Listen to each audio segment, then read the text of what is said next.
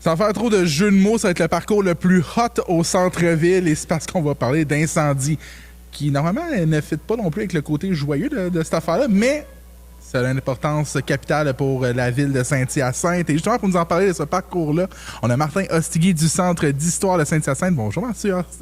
Bonjour, Martin. Oui, oui, allô, Danick. J'hésitais entre Monsieur Ostigui ou Martin. Martin, on va se tutoyer ensemble. Oui. Justement, j'en parlais un peu en ouverture d'intervention. Souvent, les incendies, c'est un événement plus tragique où souvent, on est plus en mode hey, « gars, je préfère l'oublier, faire comme ça n'a pas existé. » Pourquoi avoir créé un parcours pour se souvenir de ces incendies-là? Bien, les incendies, bon, premièrement, à Saint-Hyacinthe, il y a eu beaucoup d'incendies. Et les incendies ont souvent, suite à l'incendie, il y a eu des reconstructions, et ça a amené des choses positives, si on veut. Comme par exemple, en 1981, il y a eu un gros incendie, en fait, pas loin d'ici, là, où c'était la taverne... voyons, le vieux Saint-Antoine qui a brûlé. Puis il y a une bonne partie du centre-ville, de ce coin-là, là où il y a l'allée du marché, qui avait brûlé. Et ça a donné l'allée du marché. Donc, souvent, la reconstruction permet d'améliorer les endroits, là, si tu veux, qui ont brûlé, là, de faire. Fait que donc, oui, c'est sûr que c'est un événement triste, puis on ne souhaite pas qu'il arrive, mais souvent, après l'incendie, bien, la reconstruction... permet là, d'améliorer les choses, si on veut. On va avoir la taverne Saint-Antoine, qu'on parlait un peu de cet incendie-là. Oui. Quels incendies on va traiter au travers de ce parcours-là? Bien, l'incendie le plus important... En fait, si on a décidé d'offrir ce parcours-là cette année, c'est que là, en 2026, c'est le 150e anniversaire du grand feu de 1876. OK.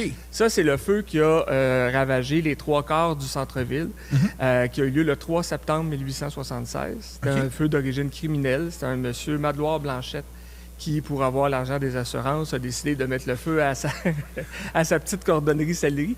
Sellerie, c'est-à-dire qu'il n'était pas cordonnier, donc il était sellier, pensant pas qu'il brûlerait le 3/4 du centre-ville, mais... fait que le gars s'est dit, OK, je vais juste mettre le feu à ma cordonnerie, finalement, la moitié de la ville y a passé. Oui, c'est ça, exactement. Il a fait la prison, je te rassure. OK, au moins, j'espère. Oui, c'est ça. Quand il est sorti de prison, il n'est pas resté à Saint-Hyacinthe. Il a dit, bon, je pense que je vais... je vais peut-être changer de ville. Hey, sais-tu quoi, on va me créer une business ailleurs. Oui, c'est ça. Effectivement, donc c'est ça. Donc, on a décidé de faire le parcours pour pour se rappeler cet événement-là. Mais là, on ne parle pas que de ce feu-là. En fait, on a trouvé une douzaine d'incendies qui ont eu lieu au centre-ville.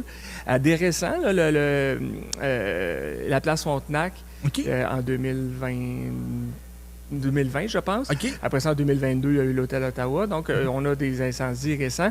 Et on ne parle pas que de l'incendie, comme par exemple l'Hôtel Ottawa. Bien, on parle aussi de l'Hôtel Ottawa, de l'histoire de la bâtisse qui a brûlé là, en 2022. Au-delà de l'événement, c'est de rappeler un peu, OK, cet endroit-là a existé, qu'est-ce qui se passait? Exactement. On a des photos, on va avoir un cartable de photos avec nous, donc on va pouvoir montrer des photos aux gens de quoi avait l'air le bâtiment qui a brûlé.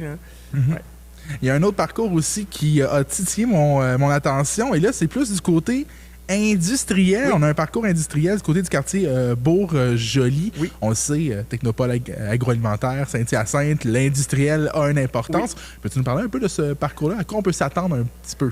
Oui, en fait, ce parcours-là, il est dans le quartier Bourg-Joli et on parle beaucoup des anciennes manufactures de textiles. Surtout de textiles, mais pas que.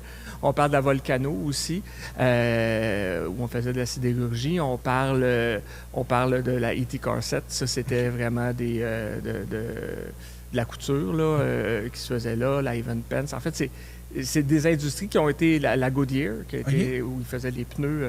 En fait, ils faisaient les tissus, parce que dans les pneus, dans un pneu de caoutchouc, il y a du tissu.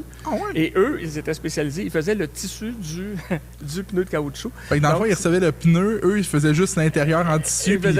Oui, c'est ça, exactement.